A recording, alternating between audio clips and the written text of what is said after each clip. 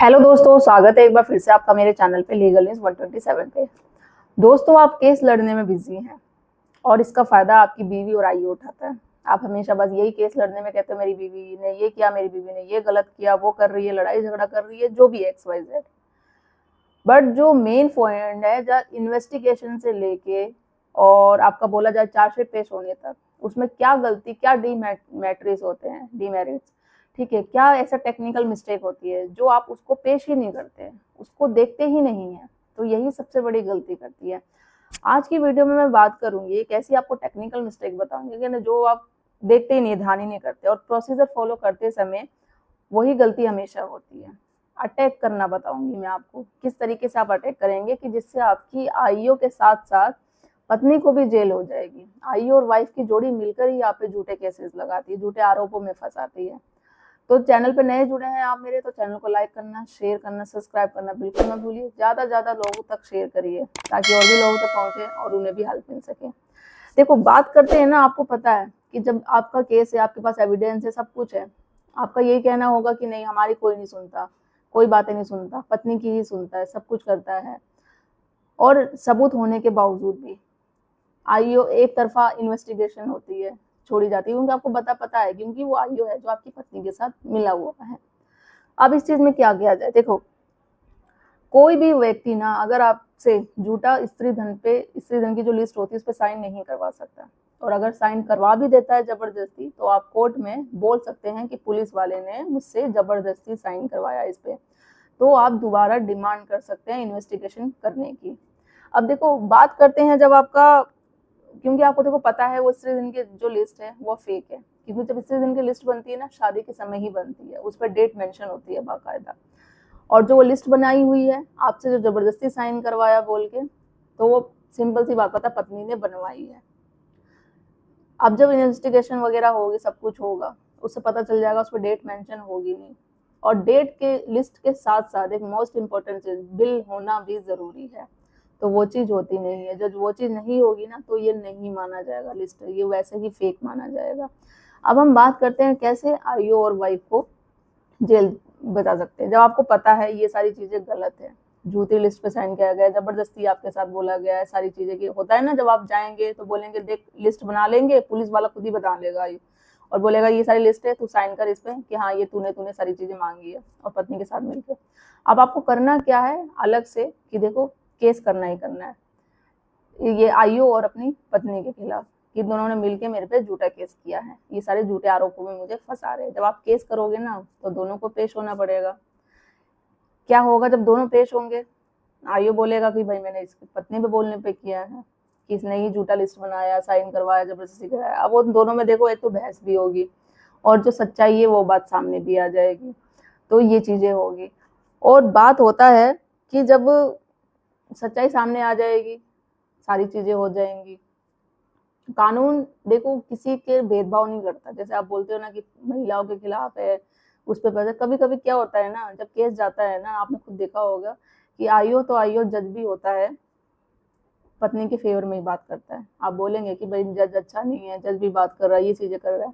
तो एक सिंपल सी बात है, जब आप बीमार होते हैं, डॉक्टर के पास जाते हैं, जब आपको डॉक्टर की दवाई सूट नहीं करती, आप देखते हैं इतनी सारी दवाई ले ली, मेडिसिन ले ली, कुछ फर्क नहीं पड़ रहा, तो आप क्या करते हैं उस समय? डॉक्टर चेंज कर लेते हैं ना।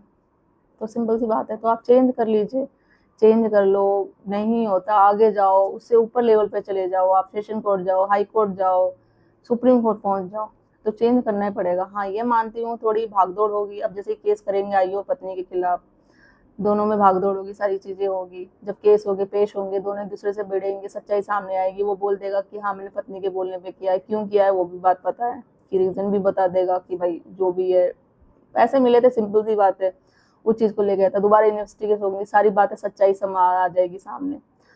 तो देखो, इससे यही होगा कि आईओ को तो आईओ, पत्नी को भी जेल जाना ही पड़ेगा, और कोई मेंटेनेंस देने की आपको जरूरत नहीं है। ये जो मेन होता है ना, सारा पूरा गेम खेला जाता है, पे झूठा आरोप लगाया जाता है, झूठे केसों में फंसाया जाता है, सब ये आईओ और पत्नी मिलके इन दोनों की जोड़ी करके करती है आप लोगों के साथ।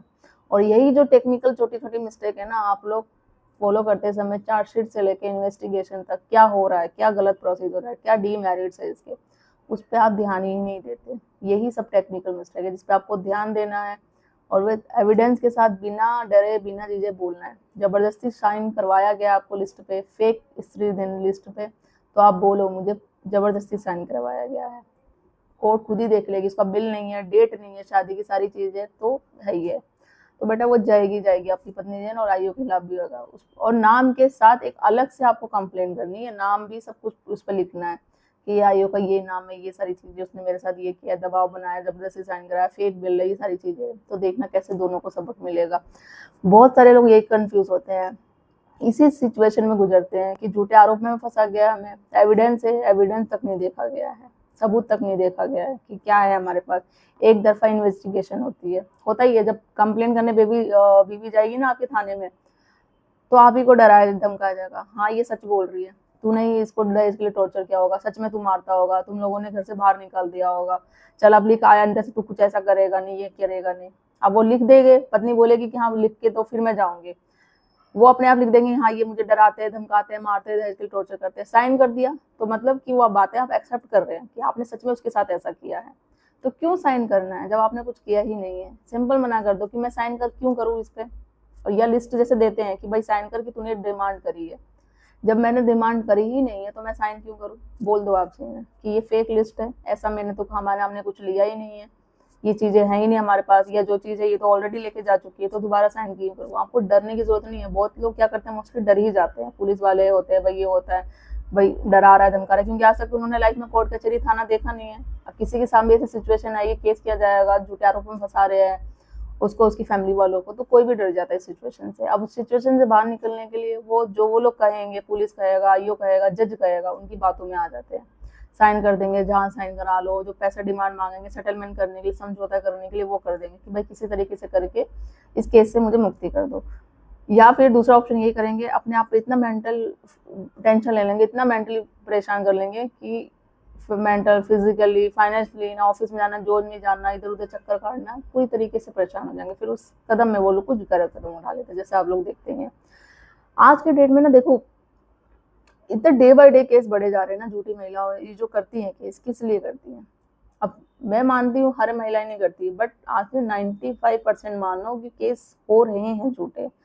कानून जो दे रखी है धारा है, जो महिलाओं के लिए बनाए गए, उन सच्ची महिलाओं के लिए बनाए गए, उनके साथ सच में अत्याचार होता है, बट वो झूठी महिलाएं उनका फायदा उठा रही है। अब जिनके साथ सच में भी होगा ना, तो कोई नहीं माना जाएगा कि सच में उनके साथ अत्याचार हो रहा है। तो प्लीज ये स्टॉप करो करना, झूठे केसेस में फंसाना मिलके, इससे कोई कुछ हासिल नहीं होने वाला।